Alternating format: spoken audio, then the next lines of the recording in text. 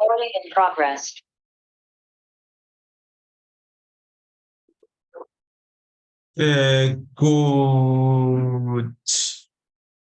Good evening and welcome to the financial modeling course.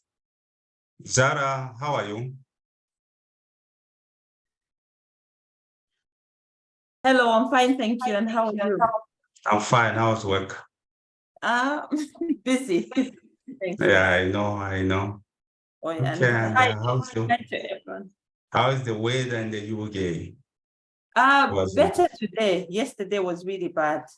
It was Okay. raining and cold, yes. Okay. Is Thank Zambia you. hot? It's quite hot. It's quite hot. Share this all. Yeah. Okay. Thank you. Emmanuel, how are you? And how is Boma? I'm fine, thank you. The Boma is okay. Okay. Yeah, and how is work? Stressful as usual, but it's okay, manageable. Yeah. Sure. Xavier, How are you? I'm more thanks, Fitzpatrick. How are you? I'm fine, thank you, and you're most welcome to Thank you the so much. financial modeling course, financial modeling and spreadsheet mechanics. This course is one of the kind. We'll be building models from the scratch, bankable models from the scratch up to the highest level, and explaining every detail, every terminology that you find in a highly recognized project finance project. So that is what we'll be doing here. Great. I look forward to it. Yeah, sure. We will not have to not be 3-4 days. I believe these courses that just take 3-4 days, 1 week. It's actually a bank robbery. That's what I think. So it might take even 3 months. So please be prepared, all of you here. Be prepared to be with me for the next 3 months. It will be quite stressful as we move on. You'll be given serious case studies. No, we look forward. Thank you so much for this opportunity.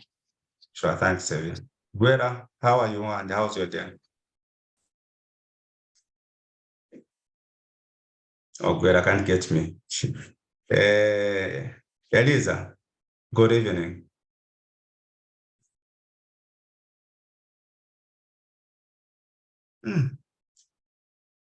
Is it me who has a problem here? Oh, okay, no sound from Eliza as well. Okay. Venon, I've been told you have a problem with your machine. Memory, how are you? I can hear you now. Okay, that's good. That's good. How's your day? How is the Copper Belt? No, it has been okay. How is the capital city? No, the capital city is okay. Very okay. Oh, that's great. Sure, thank you. Yes. Who else? Memory. Good evening, Coach. How are you? I'm fine. Coach Kata is okay. How have you been?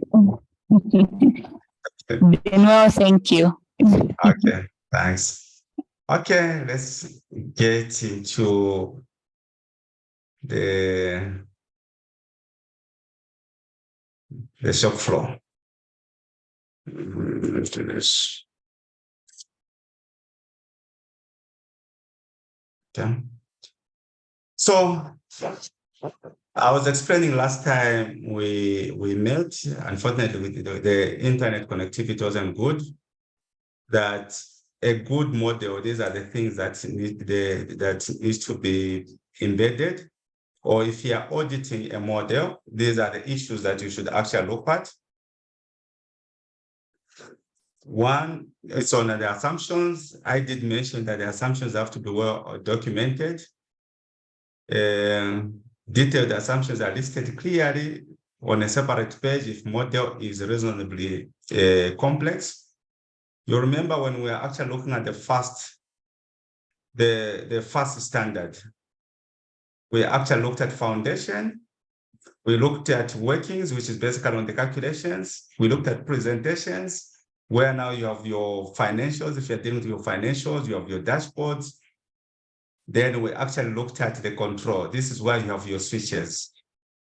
So it's like more of a control room. And that is how bankable financial models are developed. On that control, this is where they're actually going to have switches. They're also going to have scenarios, sensitivities. It will actually sit on a worksheet called control. So you need to come up with your assumptions, clearly stated. Comments or footnotes, they have to be there. That is a bankable document. A caveat or a disclaimer.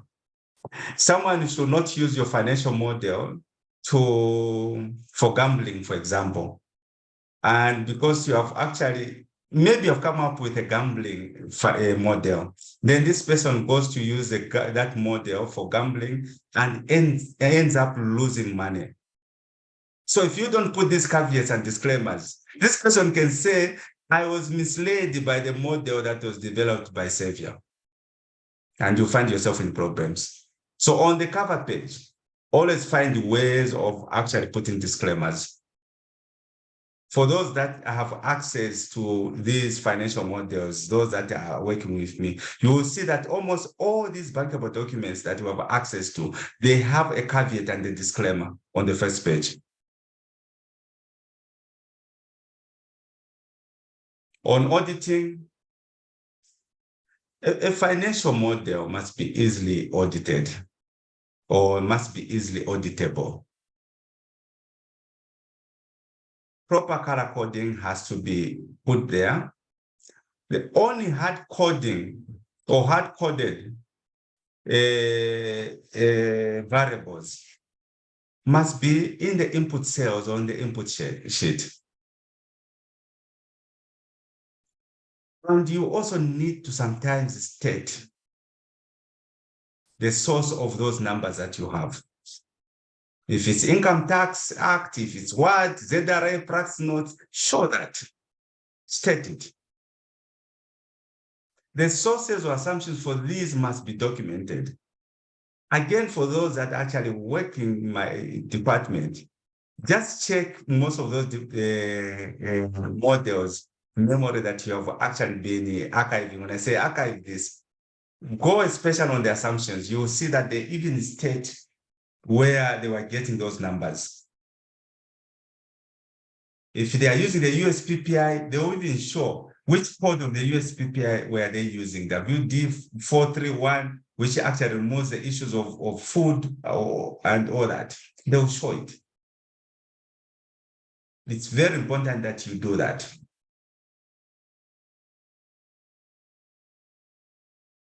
Variable cells which can be changed are shown in blue font. Financial modelers have somehow agreed, not fully agreed, they have somehow agreed on the color coding. That all hard-coded numbers, not what is there, all hard-coded numbers will be blue, in font blue, with maybe some pale yellow color. And those that are linked or non-hard-coded shall be in black. So you'll see some other models where they have done that. The model that you were recently, for again, those that work with me, the model that you are recently cloning, just check the color code is different, which shows that these color codes are actually for cells that are hard-coded, or cells that are calculating, or cells that are exporting or importing. So they'll show that.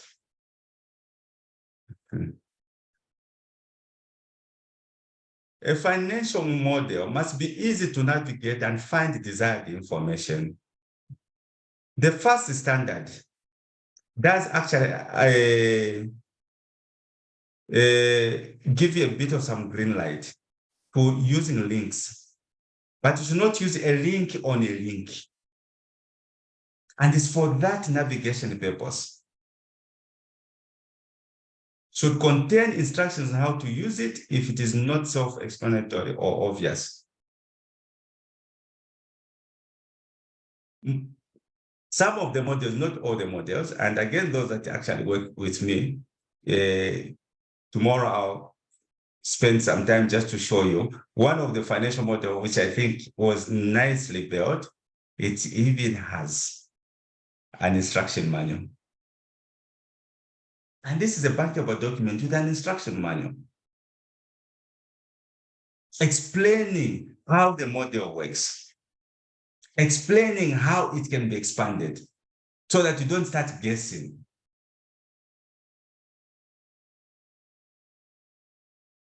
Explains the functionality. Many models have too many numbers with no explanation. They are just dry numbers. So you need a bit of some explanations to these numbers. For these bankable documents, the bankable financial models, you need to understand that even when you are looking at CapEx, the component of CapEx, there's soft CapEx and hardcore CapEx. There's CapEx, when you look at it, you have development costs. You have the actual CapEx. And you have the financing costs. So it sits in three.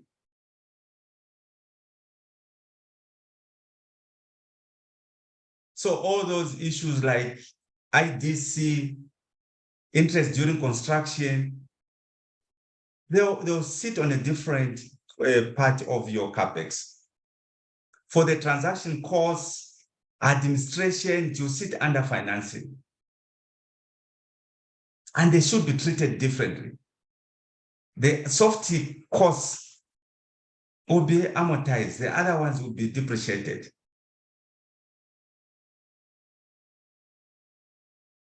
And as we move on, you have access to a number of open source financial models that are bankable, yes, but they are open source, so that we check how they were built, what is the meaning behind all those variables that they have put in.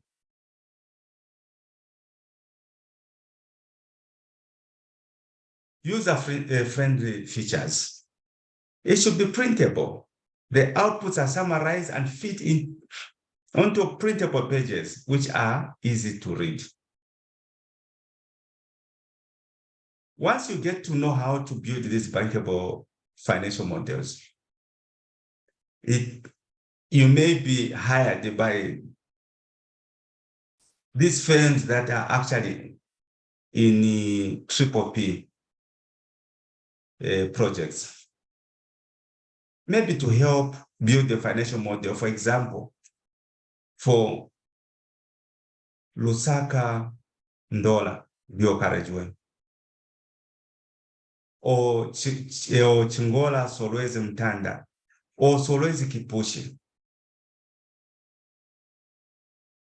Once you build that financial model, whichever financial model, especially if you're dealing with P, sending to the P office, you need to print the whole financial model. It has to be in PDF. So you need to know how to create printable worksheets. And those things that we'll actually be looking at them here. This is why this course, it is more than 3 months actually, because we need to be comfortable in developing bankable financial models and auditing them, obviously.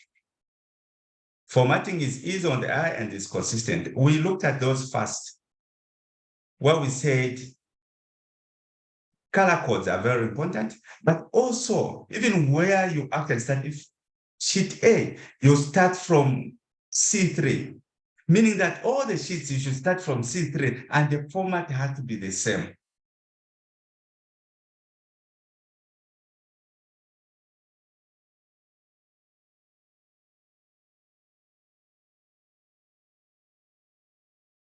Entry fields which should not be changed, such as formulas, are protected. You can do that, especially that after you are done with your financial model is final. You can put these passwords. Those cells that are input cells, you don't put passwords. passwords will be on those elements that you think should not be touched by anyone. And you will learn how to protect your worksheets by cells, by workbook and all that. And also, if you want to protect your workbooks using the Visual Basic application. Structural features, guys, should contain inbuilt error checks. These inbuilt error checks, though, according to the first standard, they will be found under the control sheet. This is why you have all your switches. Even the inbuilt error checks, you'll be there. But then they will actually link the output, error output on the control sheet will be linked on each worksheet so that you are able to see that there are errors in this document or in this financial model.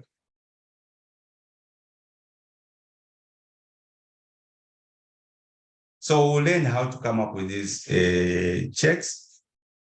Checks will be on cash flows, they will be on the balance sheet, on the income statement, they will be on the financing. So they will be in all those. And you need to build in the error checks, because that is how you protect the integrity of the financial model.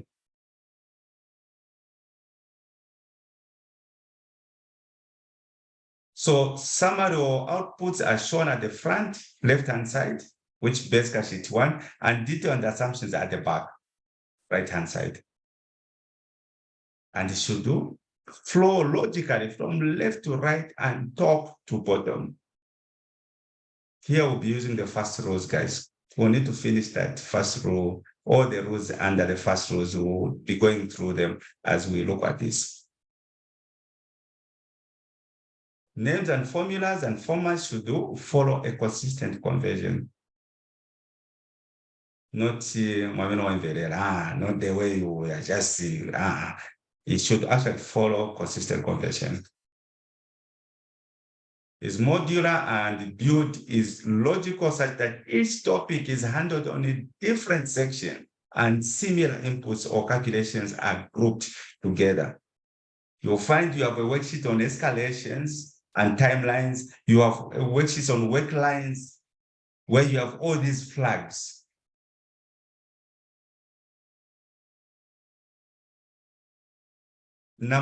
Point number 23 is very important. It's scalable so that greater detail or larger number of units, for example, can be added with minimal work. So you can develop the first model. After 2 or so years, those that have been given that model, they may want to use the chassis of your model to expand it. It should be much easier to do that. It's not all the models that we start from the scratch, but they take a lot of time. So most of them, we use the chassis and start rebuilding it. And the financial model that has been well built, it should not give you those problems of expanding. So look at the data book, the worksheet called data book. This data book worksheet will show us how a bankable document, financial model would be up to the income statement, the balance sheet and all that. And I'll be explaining each and every stage before we then now go and start dealing with Excel. Excel is just but a component of this whole science, financial modeling.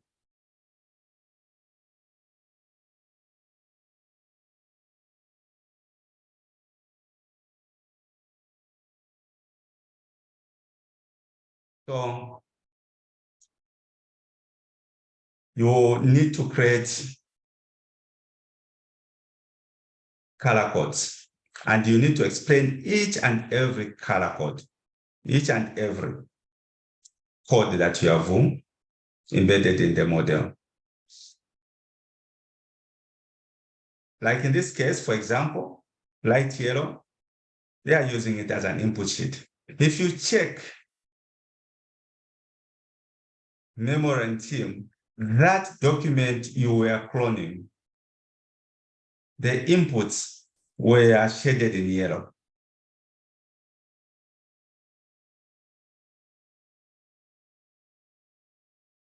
So blue font imported from another sheet. This is also, it allows you, I think, the fast standard. This is what it says as well. When you're importing from, say, assumptions, it's going into calculations or wherever. As long as it's been imported, you show the blue line, blue font. So anyone knows that whatever is in blue has been imported. Let me give you this example. Yeah, this one uses it fast. Let me just this. Let me just close my email. It's closed.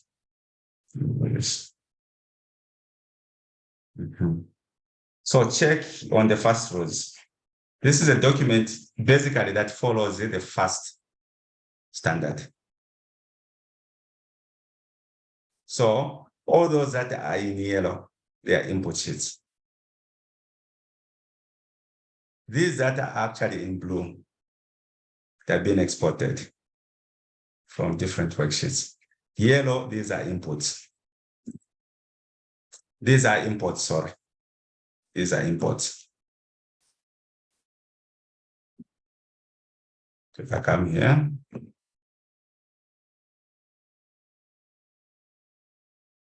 so this is it. You'll find that if you see this, just know that it's been exported somewhere. So there's some worksheet that is using this because it's in blue. If you check even on the formulas, we'll go there on the formulas, how they create. I was just explaining this thing, Xavier, you are not in that class. I was saying, if say, for example, you're 5, and these are fast rules, the way they would calculate, they would do like this, space, space, then you have that. So find that if you adopt fast standards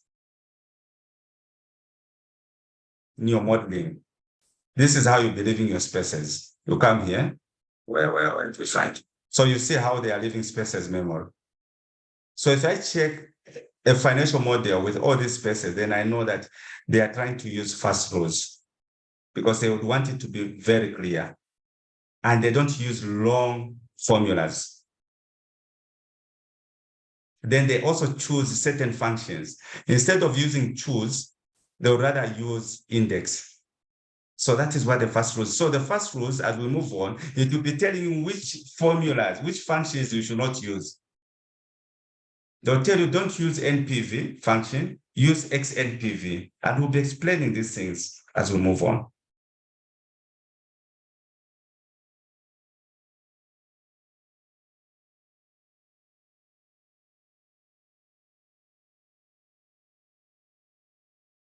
So in terms of the first rules, this is how, these are the color codes. You can adopt them, and we need to adopt them, especially as we are working that side and we work with a lot of models. So whatever models we develop, it's better that we use the first standard.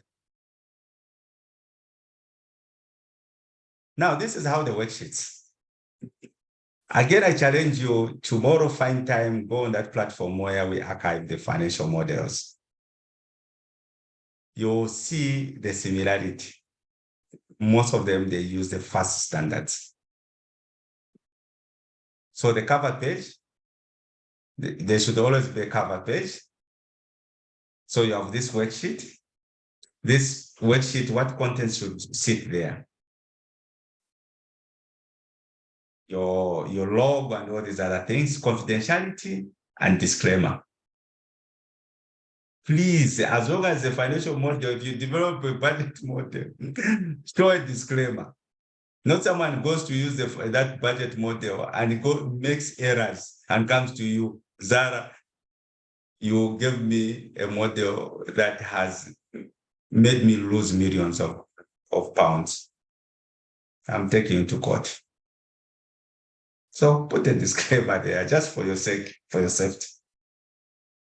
Then you have a content worksheet.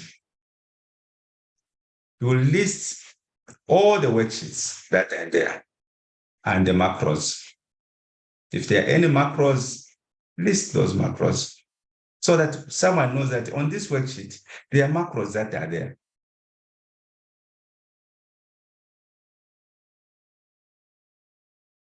Macros are basically VBA codes, guys. Behind here, this is where you put your codes, behind Excel.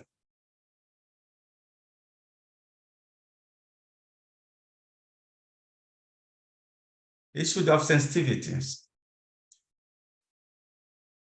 Again, that workbook that you were cloning, there was a worksheet that was looking at sensitivities. These sensitivities, they'll be in different forms.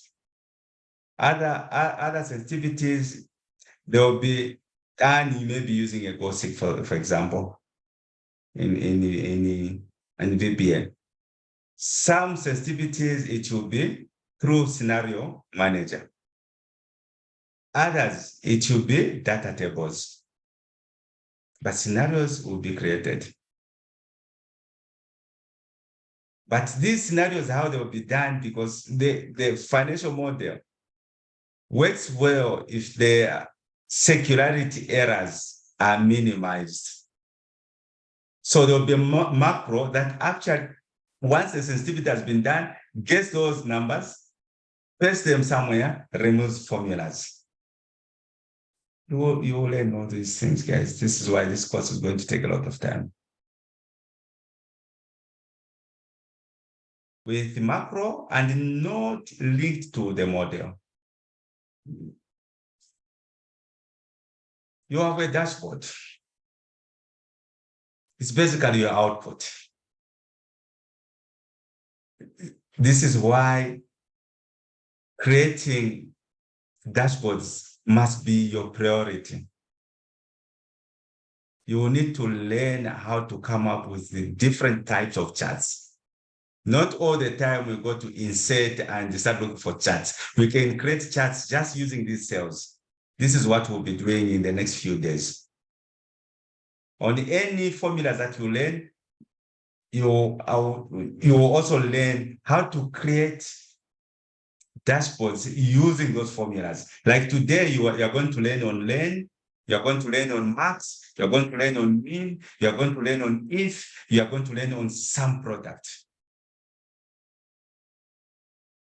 And you need to know how all these formulas, you can still function, you can still use them to create a dashboard.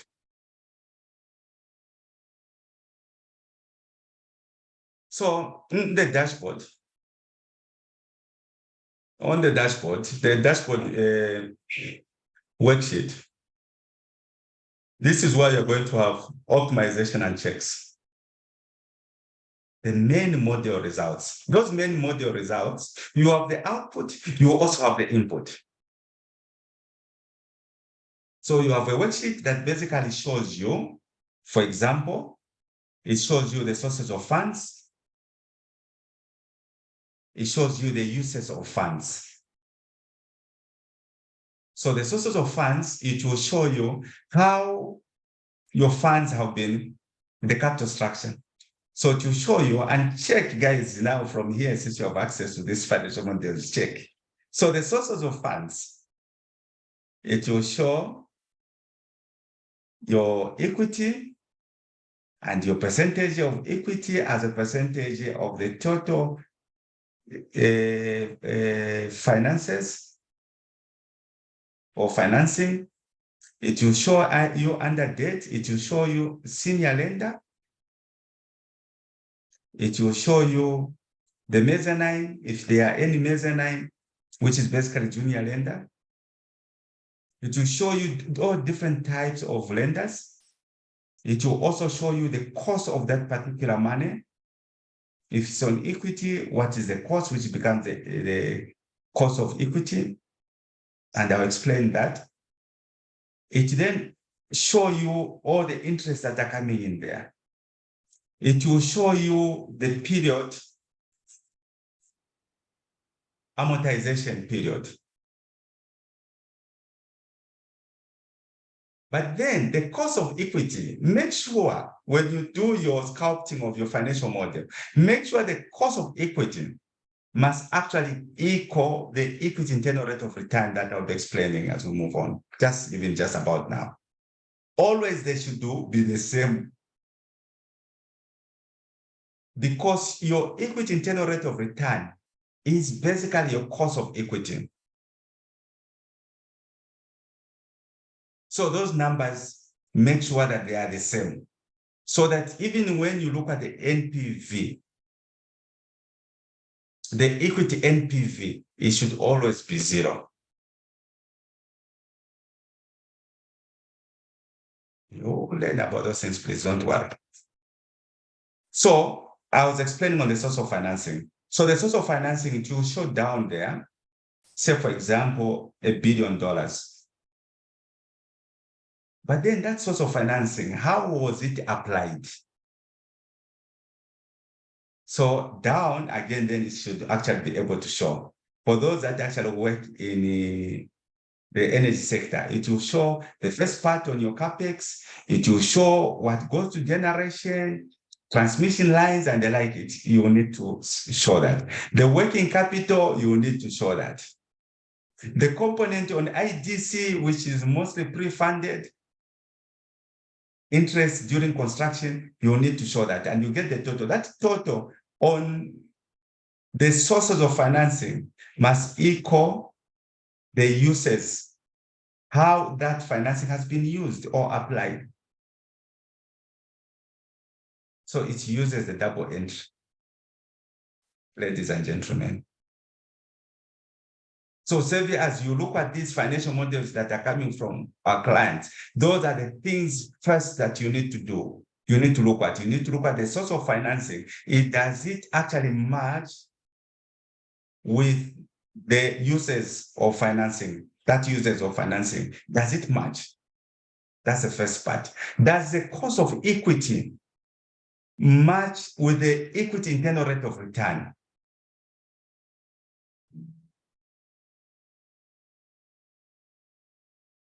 Then you have your project equity rate of return,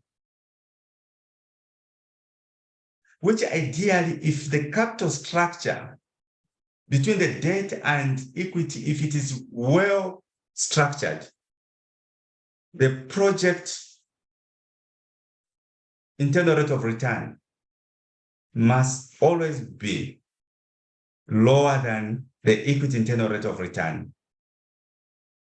And you need to make sure that you see that. If you see there's a difference, it's either the modeling is wrong or the capital structure is wrong. Memory munivera, save your unvera. Zara.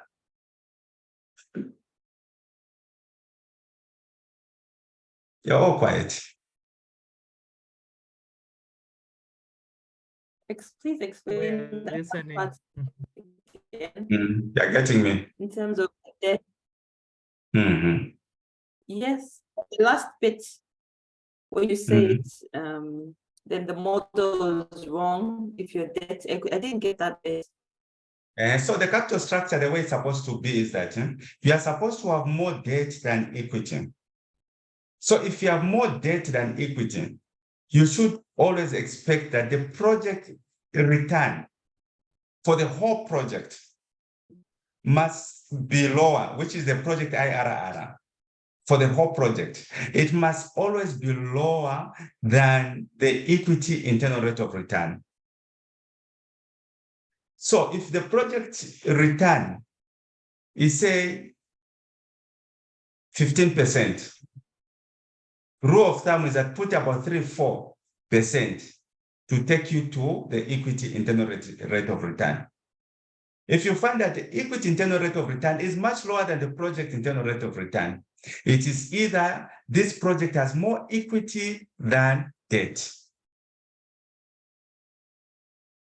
And again, for those that actually work in my industry, why sometimes ask yourself questions. maybe I'll ask memory. Why is it that those that are supposed to sign, for example, power purchase agreements with yourselves, who are supposed to supply power to you, why do we demand the financial models? Why is it mandatory that we also need to go through that? Even the regulator demands the financial model. Why do they do that? Memory, I'm asking you. Well, I think the financial model gives you a picture of your return on the investment. But So you want is just to buy for the electricity. lenders, Memory, your interest yes, boss. as an off-taker is power. You just want electricity. But why do you always demand for a financial model? Why? It's like, Maybe you let me want give to you see this the example. viability. Let me give you this example. You go to Okay. Manda Hill to go and buy. Let me use something that is very sober, pizza. Not Heineken, not what, pizza. Why don't you go and ask them to give you a financial model? Or is there anything wrong to ask them to give you a financial model?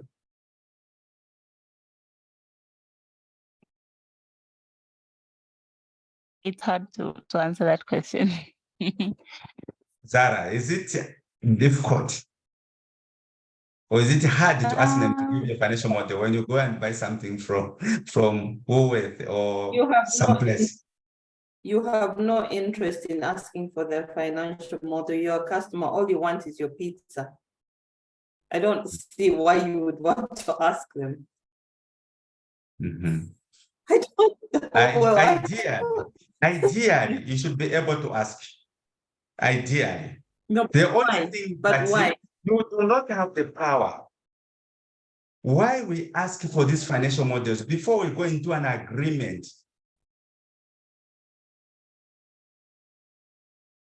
with the suppliers of your goods and services is to check whether they have outpriced you. So this is why Xavier is very important when you look at these financial models. The first core of duty is the equity internal rate of return. I remember some few months ago, I was just laughing. I saw a video from Uganda, actually by President Museveni. So President Museveni was actually saying, there are these investors that actually came into our country. They wanted to invest in gold. I don't know if it's oil. And they were dilly-dallying. And we told them, no, just come and invest in here. And the internal rate of return, the equity internal rate of return was around 36%. It was a very good investment. They should have come to invest. As a person that deals with these numbers and I know what it is, then I'll say, so the president now is even happy that those guys that came in, the business plan, the equity internal rate of return was actually showing 36%. Meaning whatever they were selling, whatever they were supposed to sell to the people of Uganda was outpriced, was highly priced.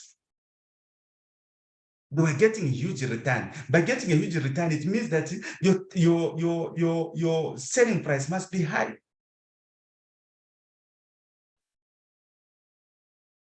So this is why we demand these financial models, so that as we discuss with them, if we find that in that financial model, after we've looked at it and we believe that the integrity of the financial model is okay, we find that the equity internal rate of return, for example, is 36, like what Mr. Museveni saw, President Museveni. We'll say, no. Take the equity in return to 12 or 13%.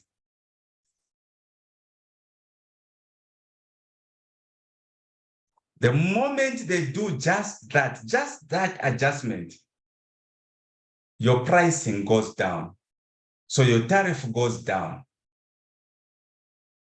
Then you start looking at other certain costs, things like working capital, things like debt service reserve, where they would say 6 months of the receivables or debt service. Then you say, no, go and talk to your lenders. Let it be reduced to 3 months or to 1 month, because it has a bearing to your tariff, it has a bearing to your selling price.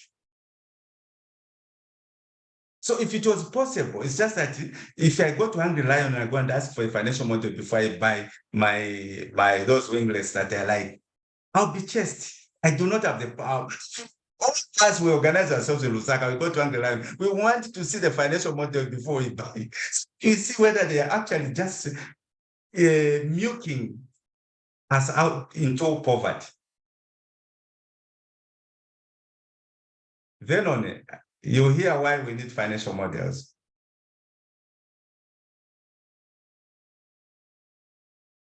Yes, I've heard, Coach. Mm-hmm.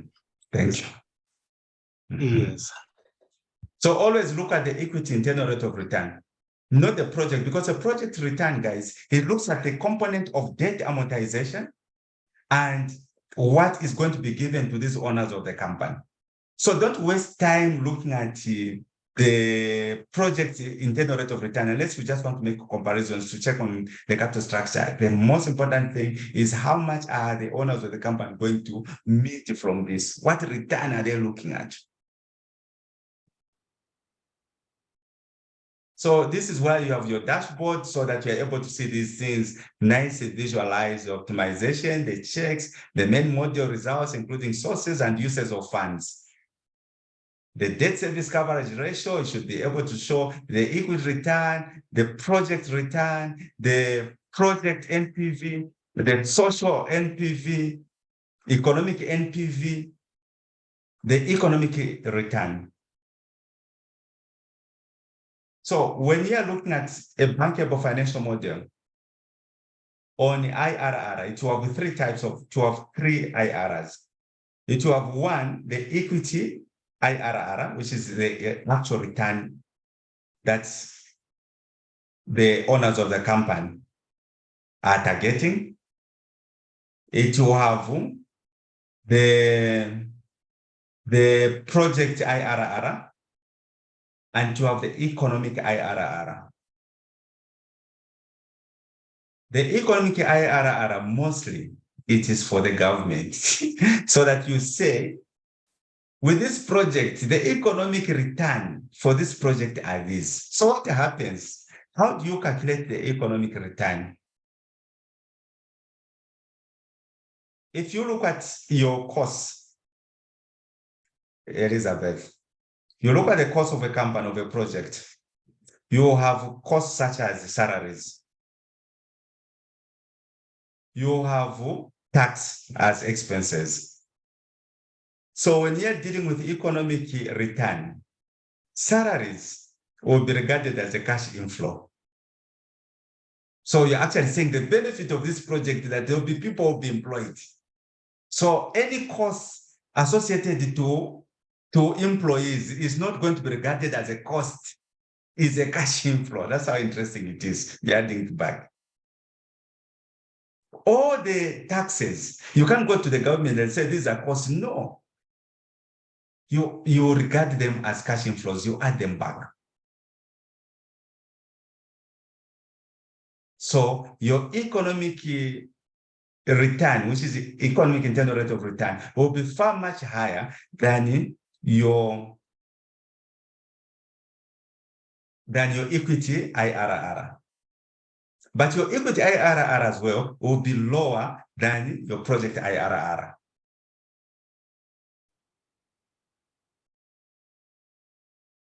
No, the IRR, guys, it picks the whole range of your project life. So if you're dealing with, say, energy projects, most of the time will be 20 to 25 years.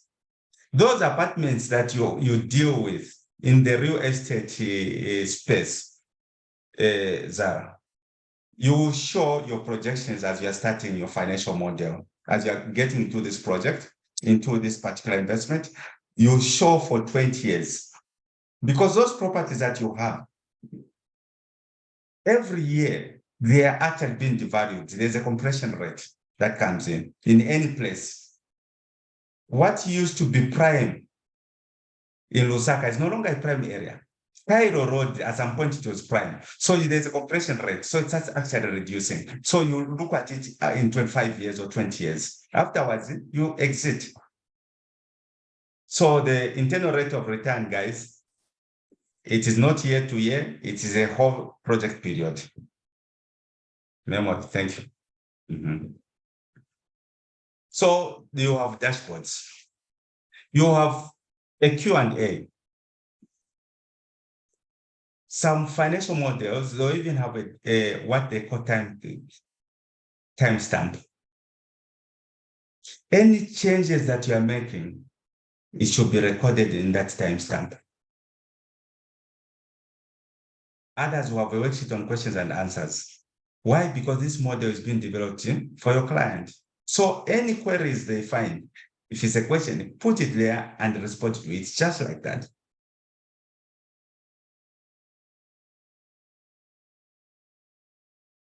Then you have the most common worksheet, which is the input.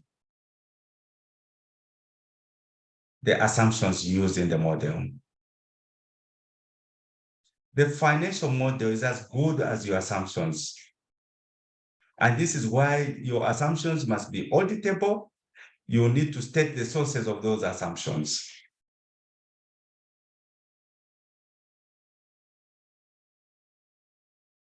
CapEx. You have a worksheet that shows your CapEx. Because your CapEx, this is your investment that is going to help you to generate revenue.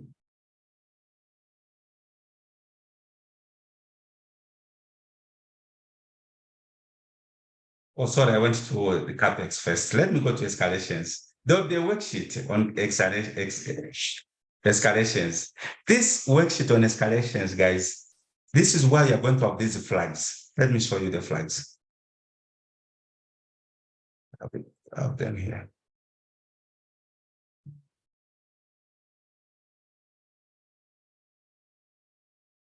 On time, these flags.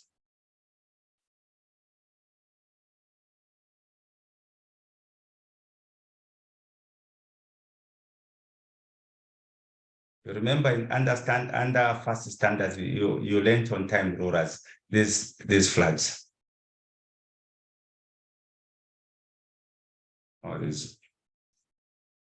So there are 4 under a worksheet called escalations. Memory, just check on that the financial model that you are working, that you were doing with those people in the morning. You find time to open it, you will see these flags.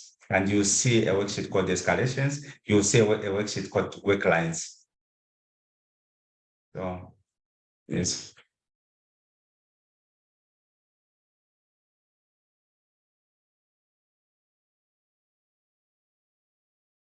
So to contain key timing and flags, and why those timings are very important in a bankable financial model is a project finance has milestones.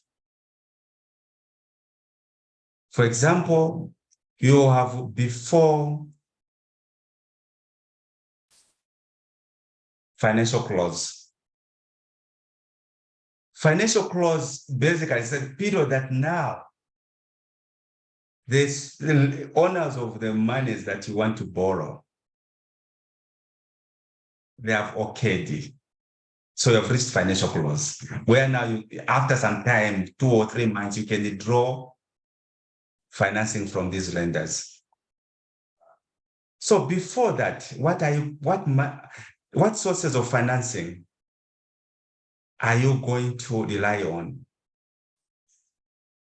So you find that mostly equity, and it works as a conditional precedent that before you use other people's monies, show the lenders that you will first use your money, which is your equity, which will fall before financial close. Then maybe financial close, after financial close, they can even say 2 months after financial close, you are able to draw from debt. And this is how you'll be drawing the percentage of debt and your contribution and your equity contribution. So this is why you need all those flags.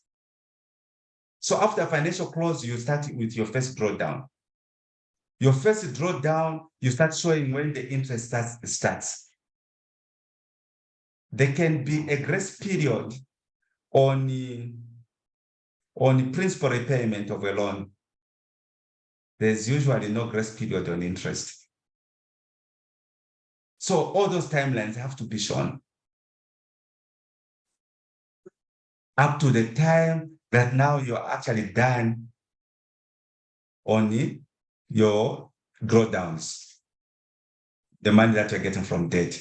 Afterwards, you then now reach you're done with construction. Then you go into commercial operation.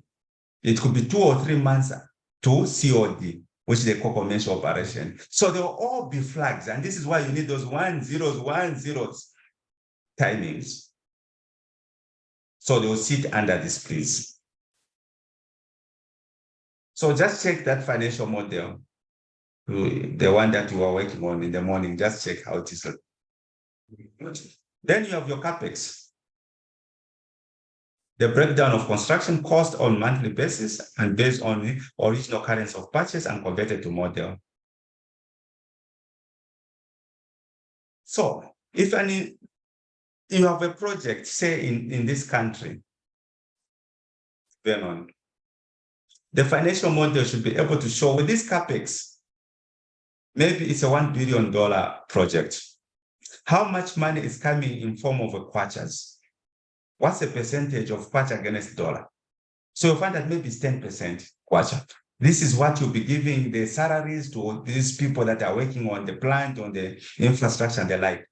Maybe 90% of it will be dollars because you are getting all these machineries from China, from Europe, from America and the like. And you should be able to show that. Financing. Again, you have a worksheet on financing. Calculations on the drawdown requirements. Mostly they are not monthly. Mostly it's quarterly or semi-annual. You need to show that. And the interest during construction, IDC. Then you have different types of payments, fees, and you'll be able to see them.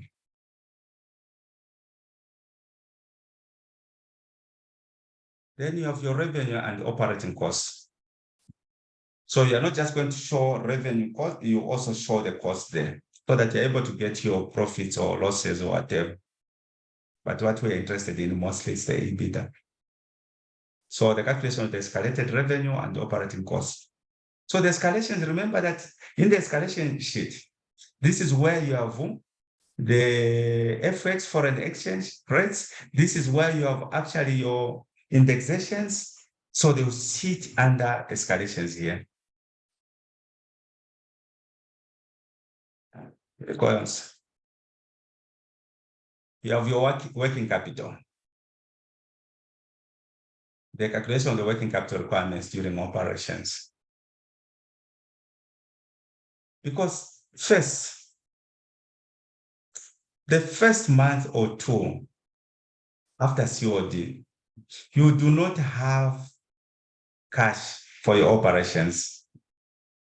You need to borrow. And that's where your working capital comes in. It can even be 1 over the 12 months of your requirements. Others will do 3 months of your operations. That is what you are going to borrow from the bank as working capital. And you have to show that. It will draw interest. You have to show the interest.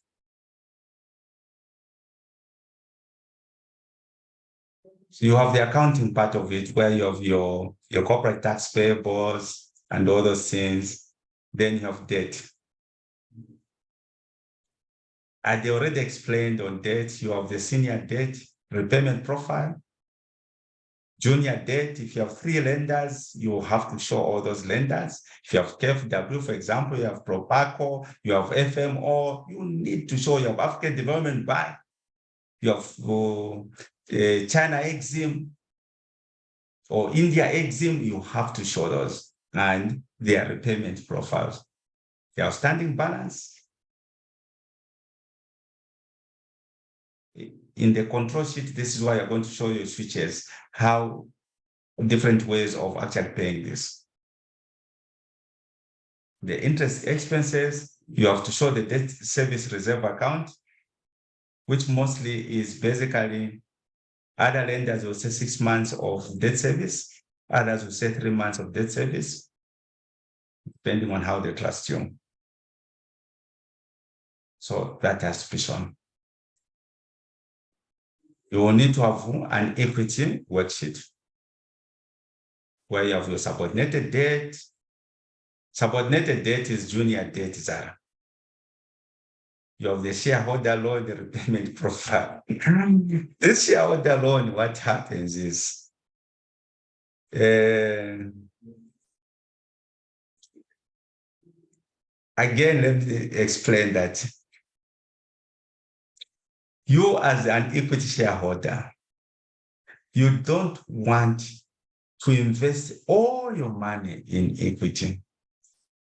So what you're going to do, you put a small equity, a greater portion of it, if you have cash, you put it as shareholder loan. But a shareholder loan, guys, is subordinated to a senior lender. Where you want to get money first, those, they will have preferential treatments. But the interesting thing that you are not going to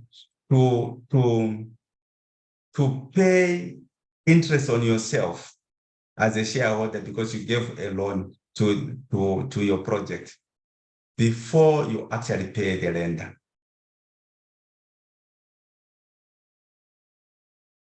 And they'll have covenants such as the debt service coverage ratio. If it goes below a certain level, maybe about 1.1, it goes into default. The dividends will be even locked. Also, the shareholder loan will be locked as well, meaning you cannot give dividends, you cannot also give interest on the shareholder loan.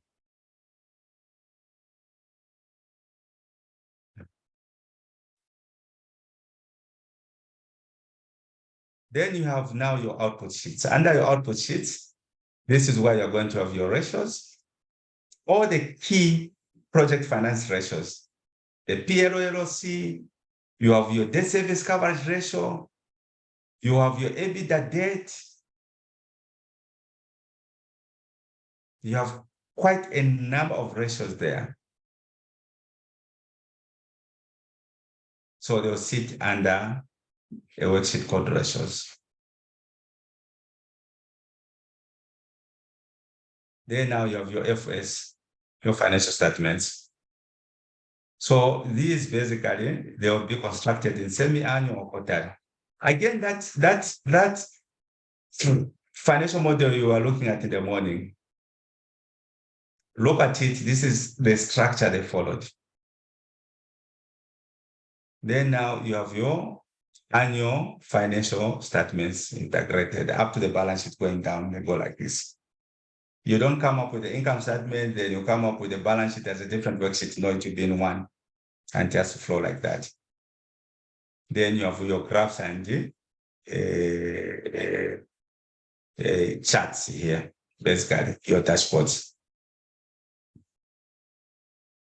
This is how it will be like. You have your macros. You indicate the name of a macro. All the macros, all those you are using VBA and whatever, indicate all of them. Indicate the macros, name of macros. Location the worksheet. Use hyperlinks to location the worksheet and explain the functionality of all those things.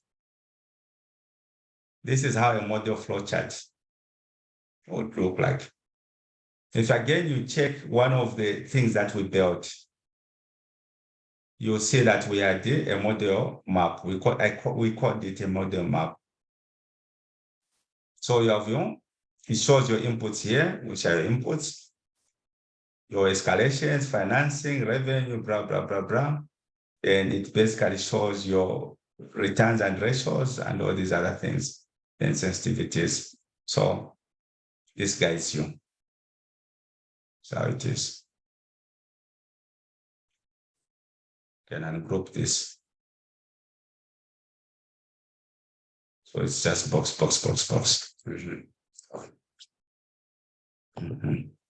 Now we are done on this part. Now we go into, I'm sure you have opened your workbooks. Now we need to put on our worksuits and start looking at the components in Excel.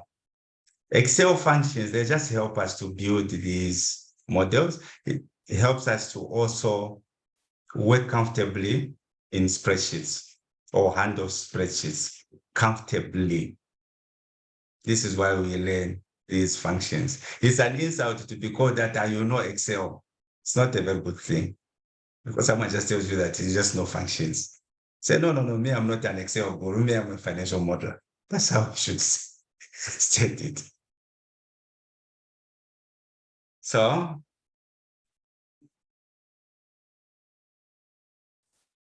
I've done a lot of lamentations. Let me just hear a voice. You can even encourage me. We're here, coach, we're here. Sure. Yeah. Did you say we should open the workbooks as well? Yes. You have these workbooks. You have. Yes. Yes.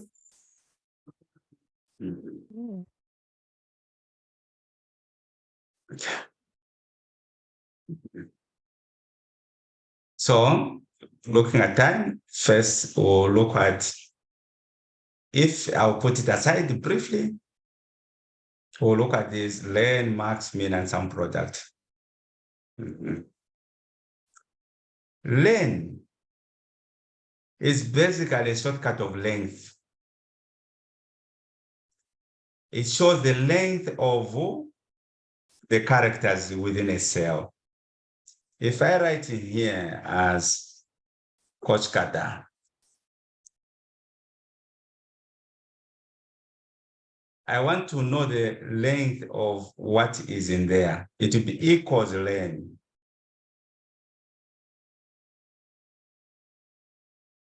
So to show me that there are 12 characters.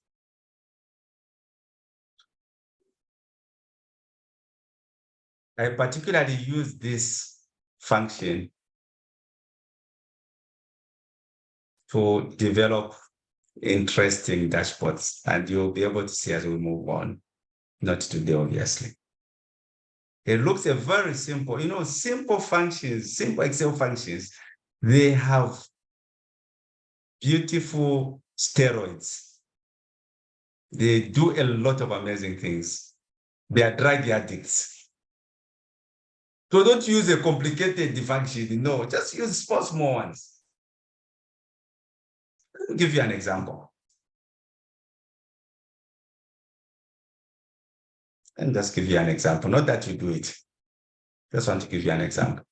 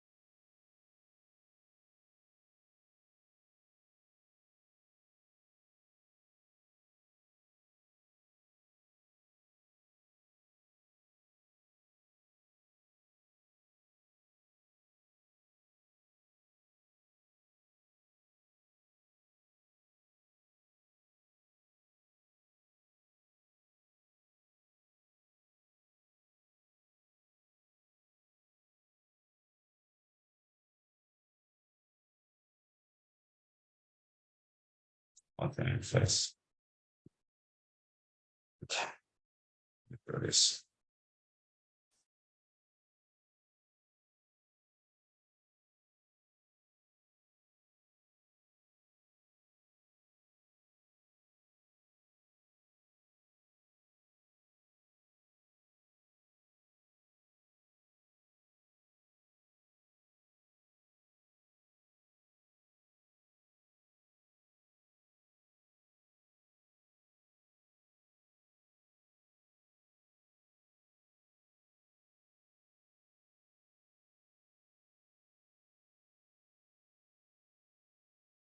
Just a bit.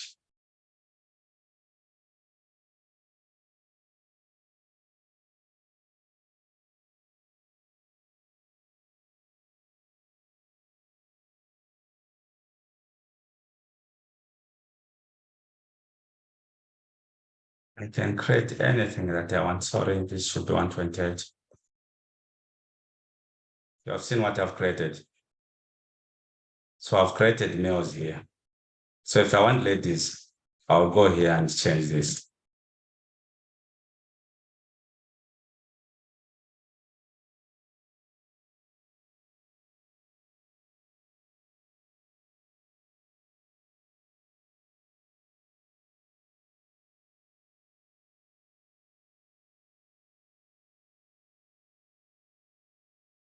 So, but we'll be using the lane to create interesting characters. Okay. So you write, say, Zara here. We'll do this and say equals len. Just write. Now, the way we'll be using len, we'll combine len with the if function. But just the thing that you need to know about len, it just counts the number of characters within a cell. That is what it does.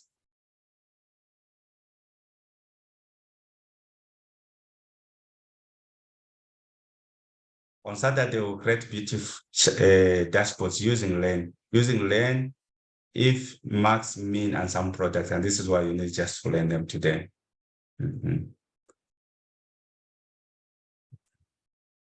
So here, maybe let's just show type max date.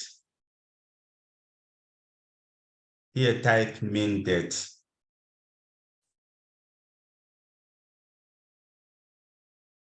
Okay.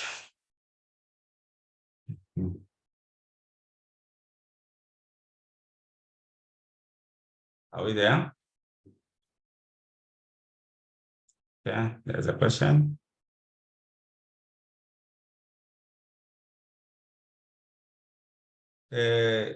Zara, I haven't gotten the question. How about several cells? What do you mean? Okay, because you said len counts number of characters within a cell. So is it just one cell, or can you do it for several cells? You can, right? I've never tried it. Oh, okay, that's fine. Let me. I don't think it will be possible to do that. I don't.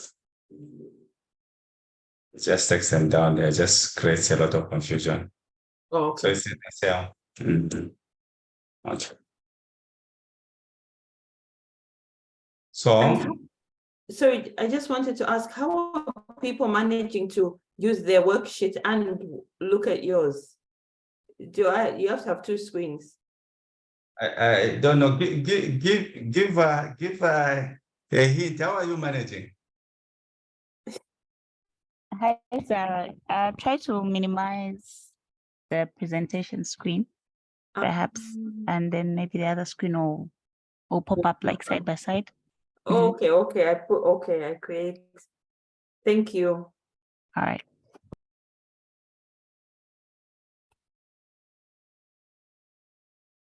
Minimize this.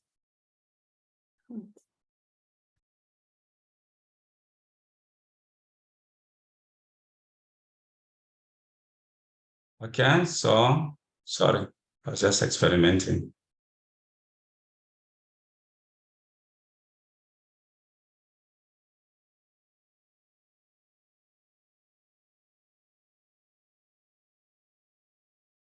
Okay. So here on the max date, for example,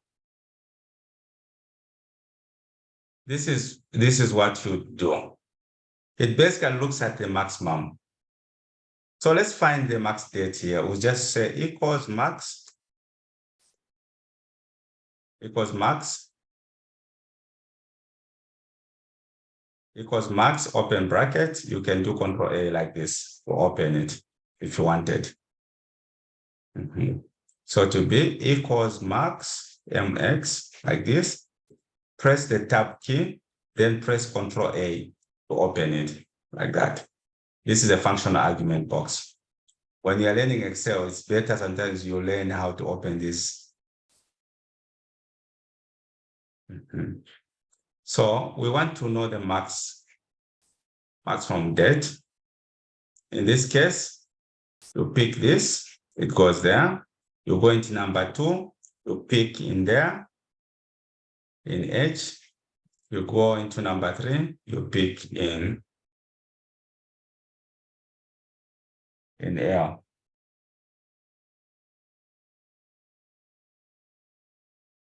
And so on Saturday, we'll develop very nice charts from this.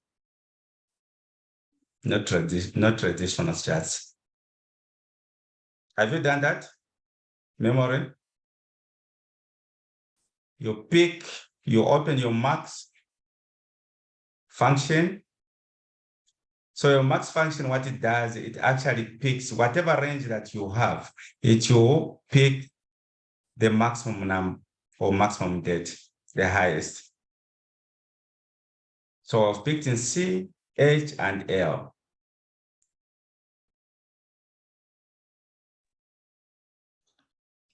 So, sorry, coach. Yes, Venon. I'm a bit behind how you came about. You say control G. Then how do you No, move? not Control J. First, just do equals max. Yes. Then press tab. Okay.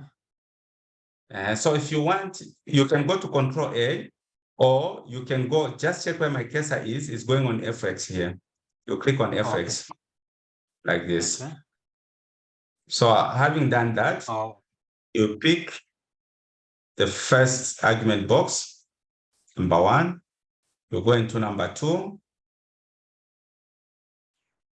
pick number 2. Then you go into number 3, you pick like this.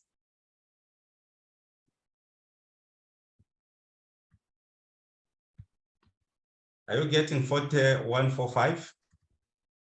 Sorry, where was the max? Hmm?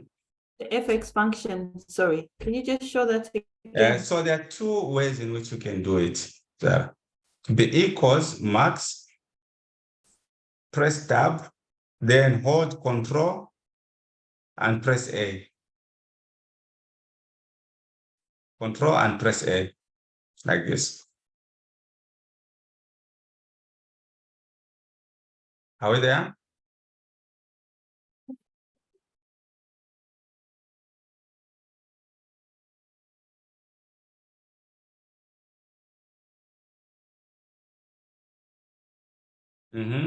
Hello?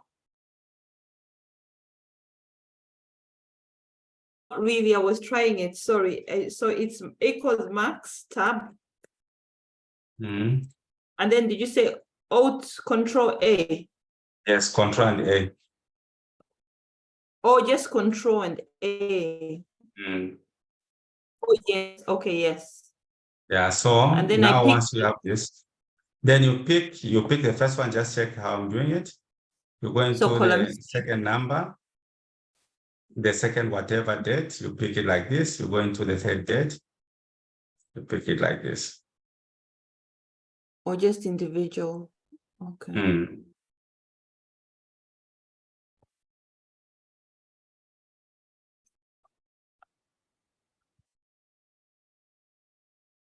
Okay. Yes.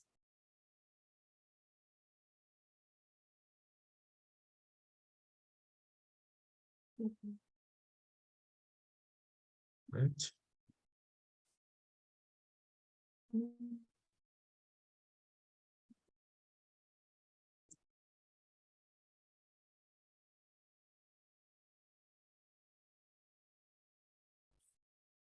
This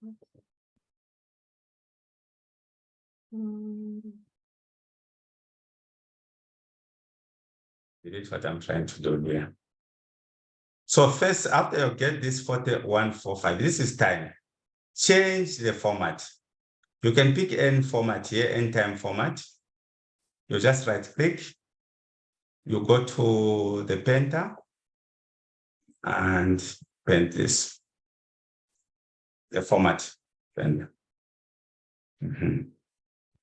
Or if you want it, I'll show you. First, let me see if it works. I can still say equals max tab, then I type Zara tab, then I do this. It will give me the same thing.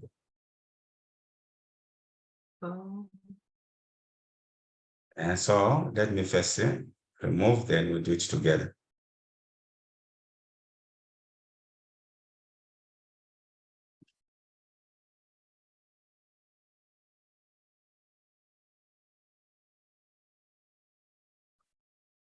You can name, instead of the way we're doing it right here, on Max, we're picking the range or C, H, and L.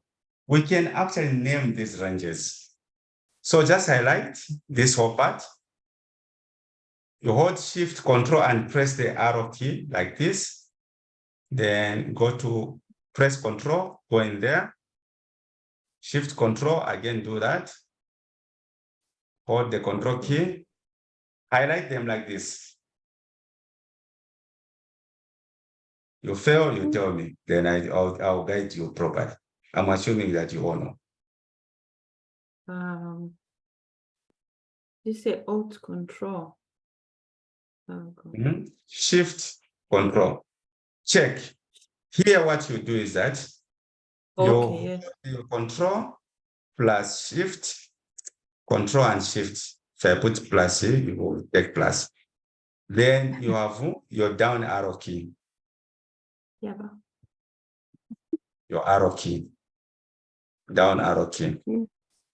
So when I'm here, just go into, you hold Control and Shift. Then press the down arrow key just once. Yeah, we've done that. It is that. Then hold your Control key again, go in there. Again, hold Control Shift, down arrow key, you do that. Then hold your Control key, click there, Control Shift, then arrow key like this. Yes, Elisa? Just trying to follow.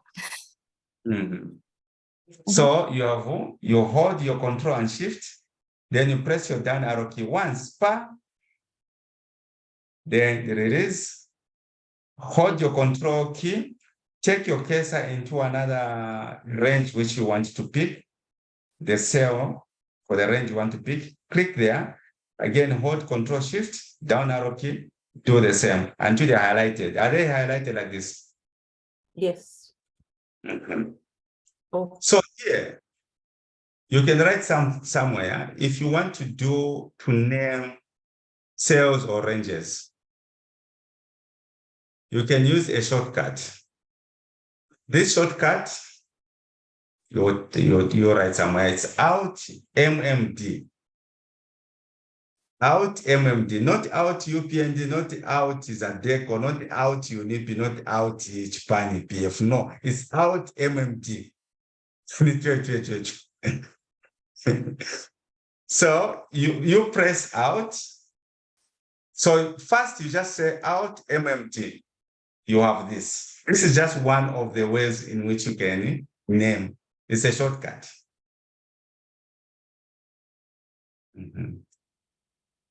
That is how you can do it.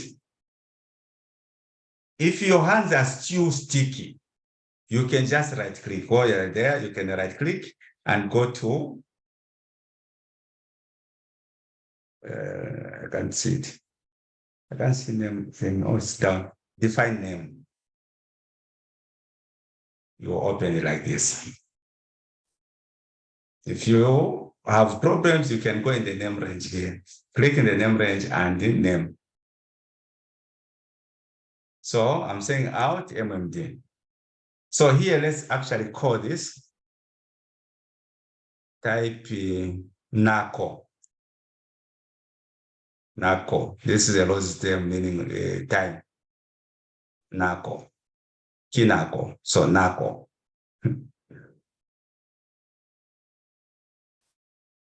I'm avoiding using time because time is also a function in Excel.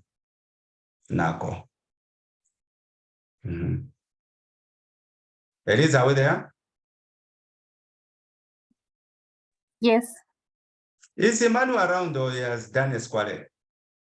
No, I'm around. I'm just a bit behind on like maybe my network was not so good. Like when where we typed the names like max, min, and then equal max, and then you hold Control A, it opens the function argument box. Exactly. Now, when you enter, for example, let me just redo it. You say equal, and then you enter max. You enter max, and then you hold Control. You place A. It opens the function arguments. This one, the what do you call this box? Yeah, the function argument box. Yes, exactly. Now, when you want to enter figures, for example, you click on date here, it comes down up to now how to keep figures here, for example, C17, C25, how to keep it for you before you take your go cursor, you go into another box. Oh, okay. Oh, I've seen it. And then you go on the next one. Oh, I see. Okay. I'm clear here. Yeah. So I was a bit behind here. So when you end, you press OK. Okay. All right. So I have done everything here. Okay. All right. It has given me 28. 28 November. 28 November. Yeah. Yes, exactly. So now what we're just trying to do is just to show an alternative to what you have done. Okay. By naming these ranges. So this is what we're doing. And we are now saying, after we have highlighted, we have named those ranges as NACO. NACO. In Lozi, or is it Tswana, Tetswana, Lozi, or Tutu? Okay, so how do you open this new tab again? New name? Okay, I'll show you. I'll take you there. Once when you are in that particular, whichever cell that you are, after you have highlighted, you press out MMD, not PF, not UPND, not Zadeco, the Oculus party, out MMD, the alternate key, then MMD. Okay, sorry, just on highlighting, you said you needed to place Control and Shift. Control Shift down arrow key. Down arrow key, yes, it has. Yeah, then you go into the other one. The other one, you hold your Control key before you press in the first cell of that particular range to highlight. Okay. Then you hold Control Shift, then down arrow key. Again, do the same with the other one. Okay, here I get it. Okay. Now that you get it, all right. After you've highlighted, hold, just press, even fast, you just press out, which is just that key below X. Out, then MMD. Okay. I place out. And you said after highlighting MMD. I type MMD. Oh, do this on your keyboard. Yes, press out, then MMD. Yeah. It should be able to open that box. I place out. Wait. You know which out you are pressing? Alternate key. Oh, ALT. Okay. Out, MMD. Oh, okay. All right. Mhm. So in that thing, name, under name, type Nago. Okay. No, I'm there. Yeah. So press OK. Yeah. Okay. So meaning that now these are named as Nago. So if you go say in J32, we can say equals max. You don't even need to, you just press tab, then type Nago. Then tab again, close the bracket and press enter. You have the same thing, which is 28th November.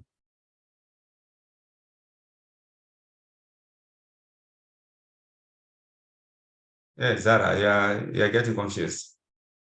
You're on mute, so I can't get, I'm just seeing your mouth opening and closing, opening and closing.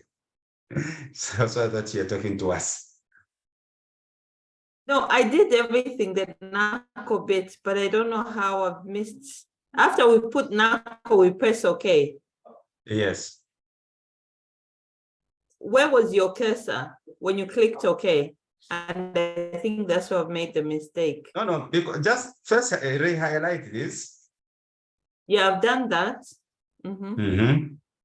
Are they highlighted now? Because I don't know where your NACO is now.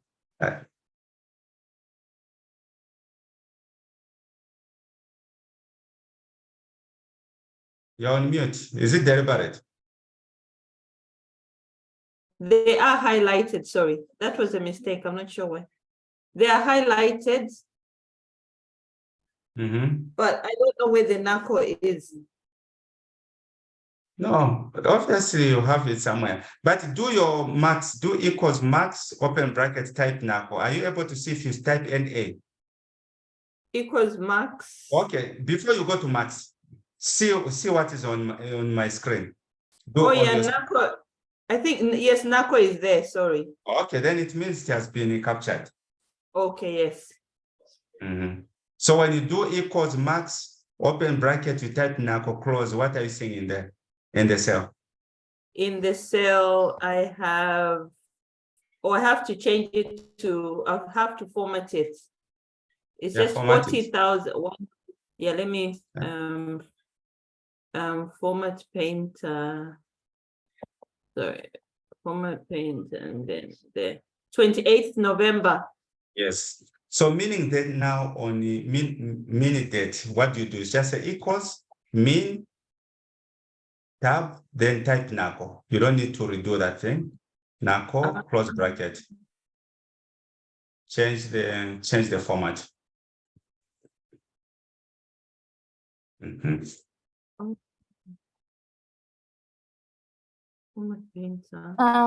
Just a question, boss. Yes. How do we? I'm getting 40,145. How do we change? So now you get the format. Get the format from this, the time format, date format. You can just right click. You see this brush? Okay.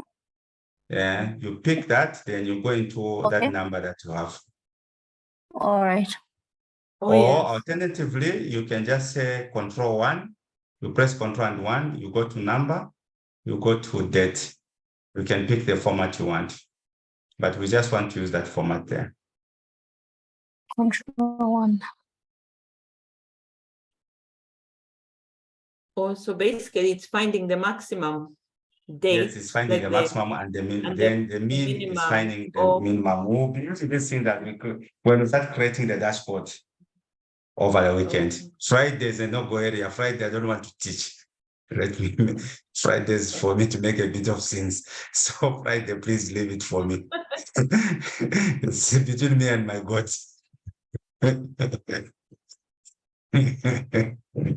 Yeah, okay, small minutes.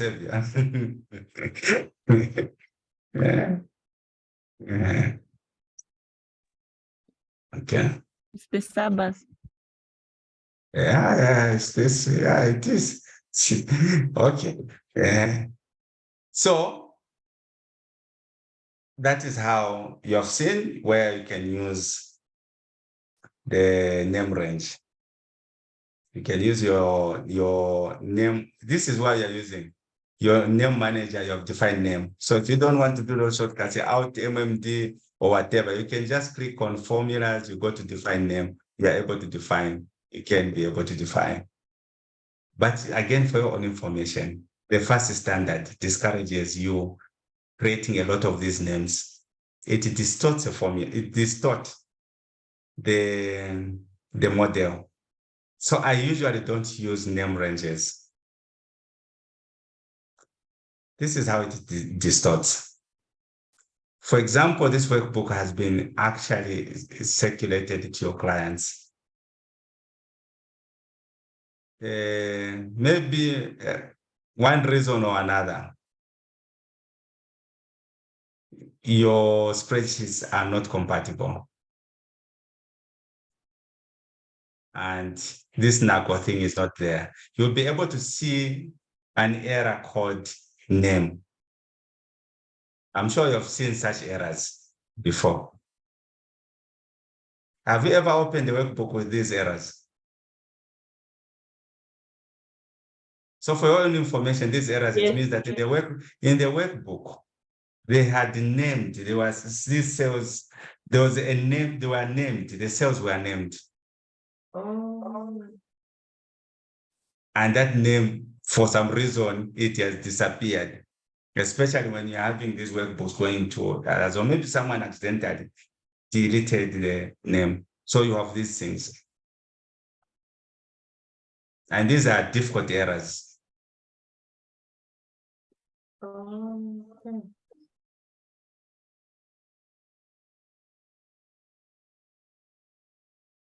Memory, you've never seen such errors.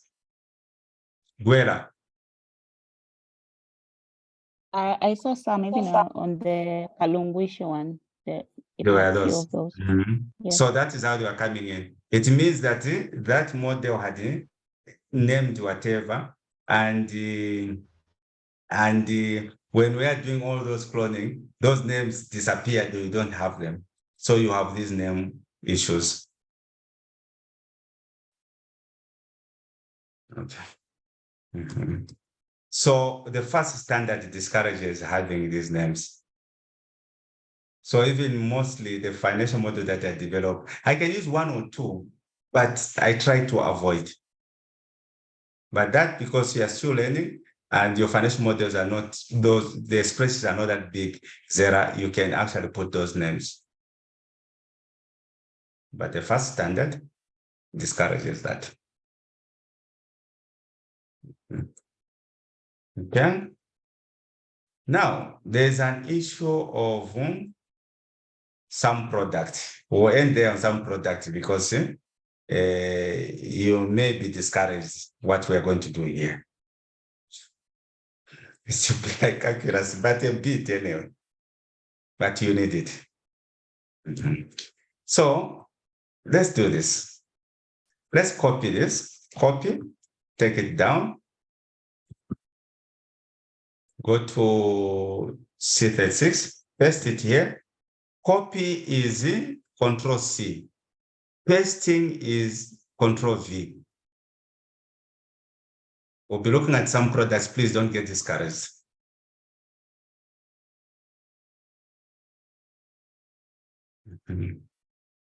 Okay. Copy this part as well. Copy this. Copy. Paste it here. Again, copy the last one. Copy this.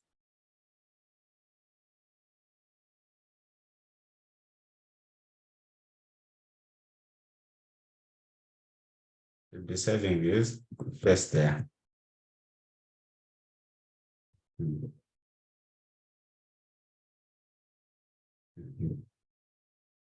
Okay. Are you done?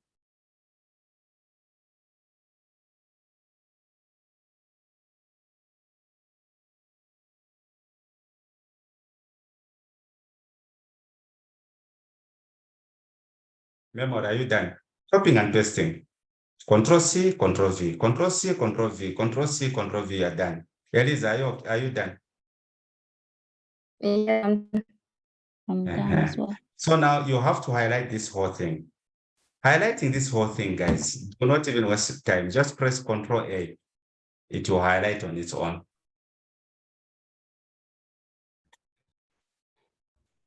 Sorry, it logged me out, so I was trying to log in. Okay, so what we're doing, we're just copying this. We pasted here. Copying is Control C, pasting is Control V. Again, we picked this one. We copied, pasted it. We went to the last one until we have something like this. We have pasted all the dates in those three tables.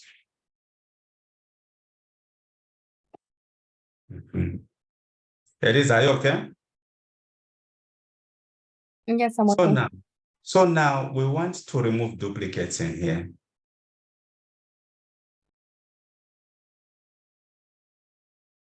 As Zara Daniel is calling, I can't see her. Okay.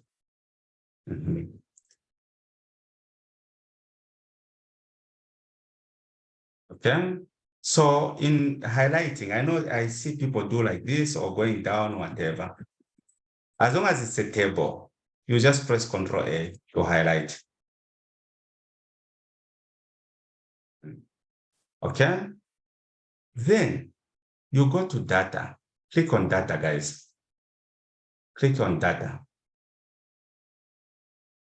Go to remove duplicates. It is next to text to columns. This. Click on this one. Remove duplicates. Click there. So it will show you column. Don't put my data as headers. Press OK. Or add somewhere here when you do the sum product. Sorry. Sorry. Internet. I did misbehave. So can you go? So what did you highlight everything and then you Yes, go to the date? Yeah, you highlight everything. Go to data and Yes. go to this one here. Remove duplicates and click there. Okay. Have you seen it? No, I'm good. So data or remove duplicates. Yes. Okay. So remove the duplicates. Press OK. 7 duplicates found. So after removing those duplicates, go to home. Click on home. Click on data. Sorry, still on data. Then sort. You pick A to Z. Click on that.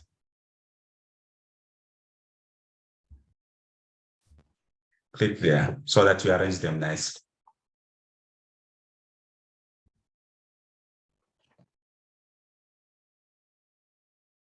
You have arranged that? Yes. Please, I know we'll end here. Please don't get discouraged. Some things in life, they are so discouraging. What we'll be looking at. Don't get discouraged. So here now, we are going to use SUMPRODUCT.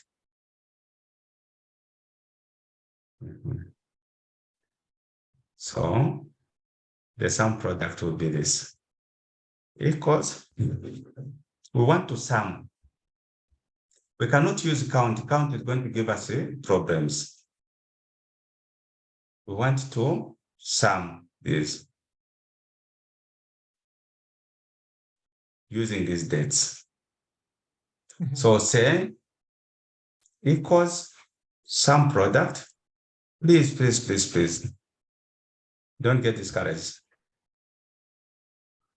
That equals sum. Then once you have the blue thing there, press tab and open another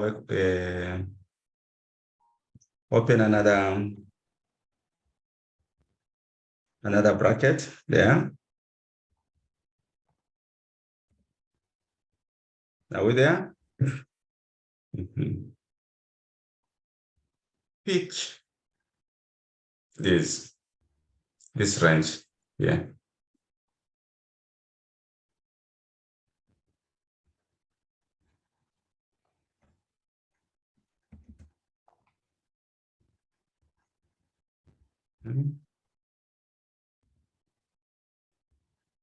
The next lesson, I'll explain what these dollar signs, what the dollar signs mean. We haven't put those dollar signs.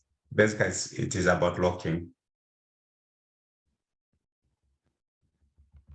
So just put a dollar sign, shortcuts, you'll learn them later.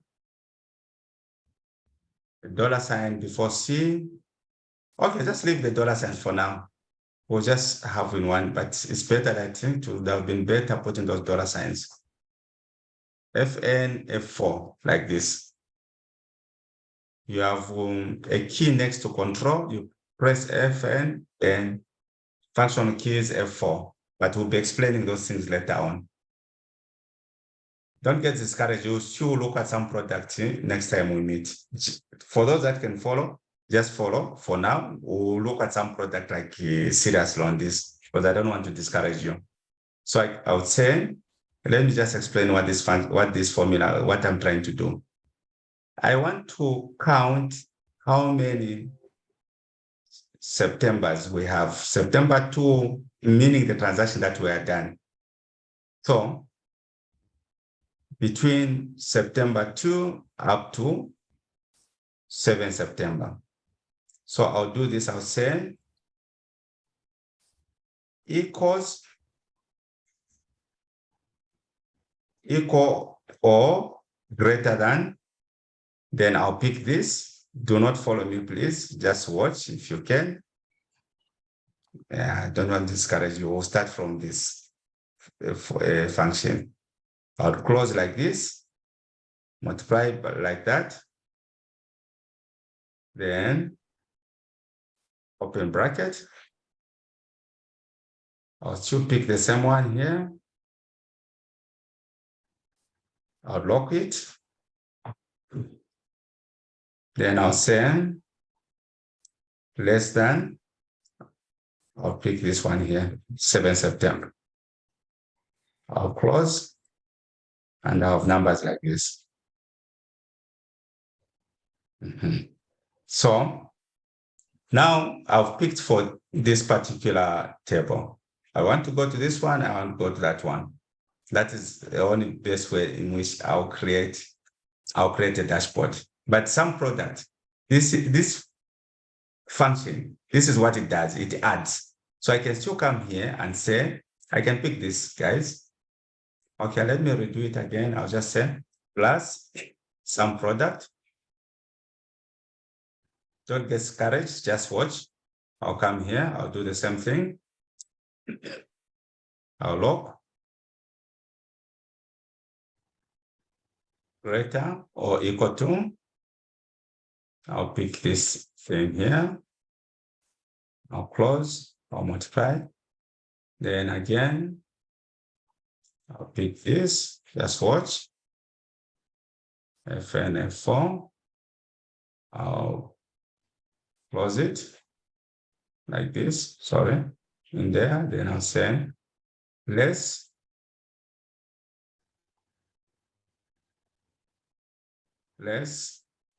than that. Then I'll close. Something like that. I'll pick the last one again. Say plus some product. On some product, please count it that you haven't learned anything. It's not meant to intimidate you or to cause very bad night. No. I'll do this. FNF4, I'll explain these things next time we meet. I'll pick that. I'll close it. Times, open, pick it again. Lock. Less than this.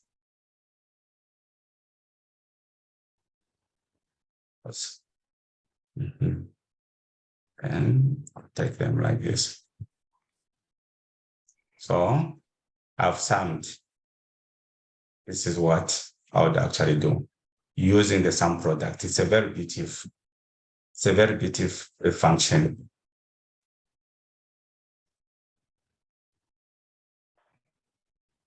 But on Saturday, or look at the sum product, look at the if, then we'll do the dashboard using this. It will be a beautiful dashboard, trust me, a very beautiful dashboard.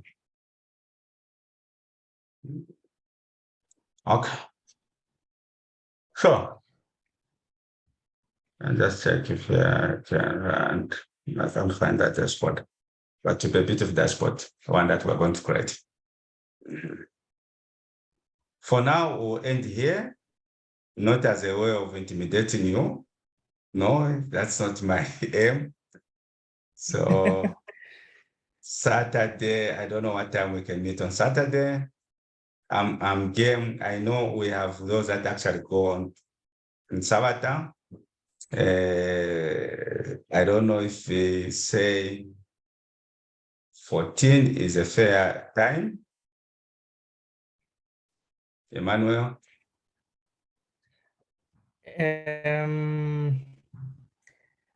On Saturday, I don't know, maybe after 14. I don't know what time we can meet. I don't know others. Usually, like when I leave church, my church is a little bit far. So by the time I reach home, it will be after that time. So 14:30, is it okay? Because 14:30, that is Saturday, that's the only time I also want to just drive around in the evenings. So 14:30, is it okay? Oh, yeah, I'll strive. Yeah, sure. Yeah, so please just say, just for 3 months, you still go back to press God. You should get back. Just get assured that you should Sure. get back. And this So, is Coach, very interesting. Coach, if we say 14 up to what time? 14:30, maybe up to 14:30 up to maybe 16. Okay. Then afterwards, I can also have my own time. But Okay. yeah. So Zara, you know that we will meet before that anyway, in any case. Me and Oh, you. yeah. Okay. Okay. So tomorrow it's a question of worshiping our God. So, so tomorrow is a no-go area. Now it's time to check out. I'll start with Zara. Today's class. Ignore some product. Let it not intimidate you. Ignore it for now. Yes, as usual, the class was very insightful, really good, interesting. Yeah, I'm just looking forward to learning a lot more. I mean, as usual, I like how you explain things. They're very easy to understand and very easy to follow. Obviously, 2 weeks ago, I wasn't thinking about financial modeling, but here I am. I'm actually now thinking very differently and thinking, actually, my goal is to become a financial analyst as well as what I'm doing. So yeah, this class was very insightful. I learned a lot. I mean, the shortcuts that we've learned in the last hour or so have been really good. I'll make use of these at work, especially even the alt equals. I'm already using it at work. Oh, okay. So there was they'll just get surprised that where are you getting those steroids from? I know. My Muzungu workmate was shocked. I showed her on a spreadsheet. Let me show you how to. Wow. Oh, wow. I said, yep. So thank you. Thank you again for today. Okay. Sure. Eliza?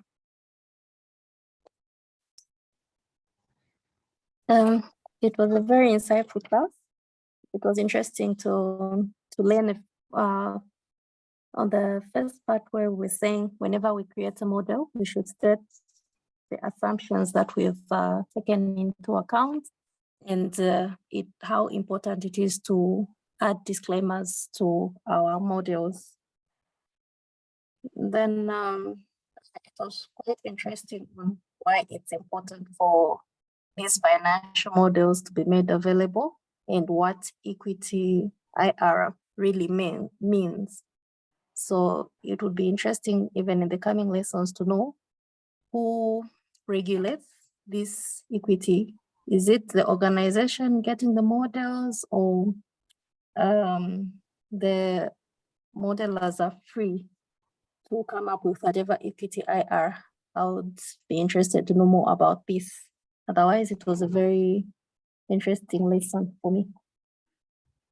Thank you. Well, All right, it was interesting today to learn about the creation of the dashboard. That, of course, should show the sources of funds, the capital structure, and that the model should always have the following: that is equity, which is, I think, equal to IRR, then project IRR, then economic rate of return, of course, which is mostly used by government, and that you see the model flowchart should have the input calculations as well as output. And more importantly, when we came to these examples of the model, these graphs that we're looking at, the tables that we're looking at, I think the shortcuts that we're entering, like, I think I must say that at first it's a little bit difficult to understand. You miss a point here and there, but I know as we get along, we'll get to understand, and these things really will be on our fingertips. And I think this is most interesting. I'm also looking forward to know more about, when we start looking at, of course, balance sheets and all that kind of stuff. I think for me, it will be most interesting. And I think I think it just rings a bell that I think we need to understand more about financial management. Yeah, so it's very interesting. thank you. Thank you. Memo. Thank you.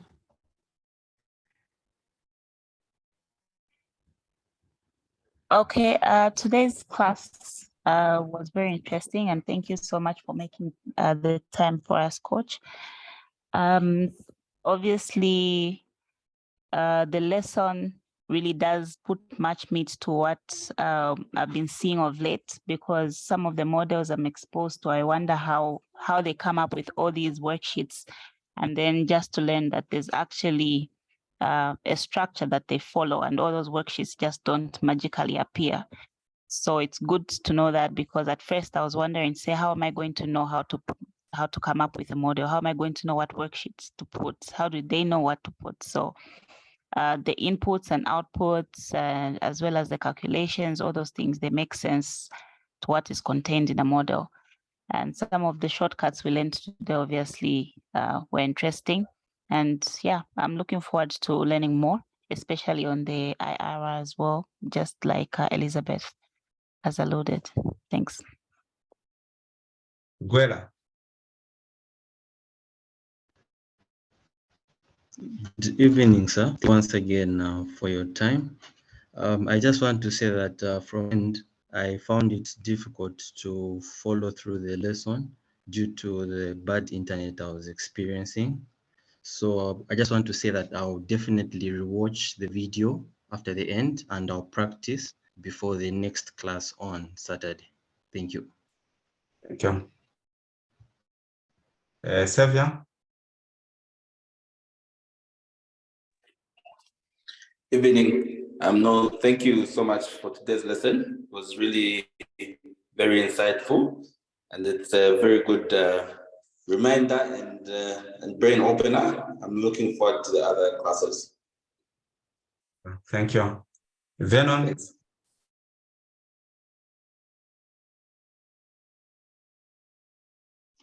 Okay, thank you very much. It was an interesting lesson, and I feel that we are when you're doing something, you think that you know, meanwhile you don't know, because I've seen that what we've learned today is really it has opened up my mind, and looking at the, again, call it more or less like table of contents. When you look at the structure of which you have to follow, the checklist coming down to the dashboard, is very interesting. because it shows you what you're going to find inside, and it gives more details to someone who is looking at your dashboard. Then finally, I look at when we came to the use of sum, lean, though sum we didn't go in details, but max and min we did something, sorting out the dates and yeah, more especially the dates. It's very interesting, and it shows that once you get used, your day-to-day work becomes very easy. That's my summary. Thank you very much. Thank you so much.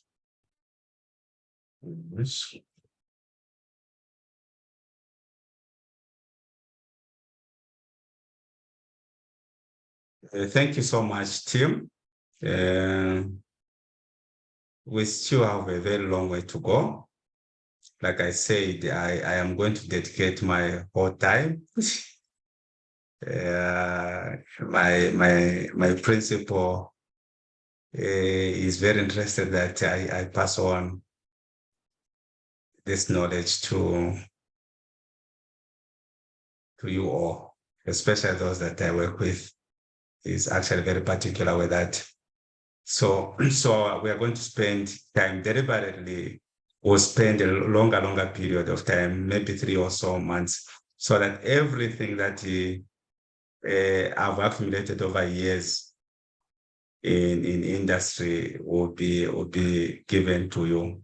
It's up to you to get it or to ignore it, but that is what I'm going to do. So we'll do a lot of things, and we have to reach at a stage where all of us here were able to handle spreadsheets comfortably, but we're also able to develop not just a financial model. No, they are financial models, and they are financial models. So you're able to develop these bankable documents and also argue with your clients when they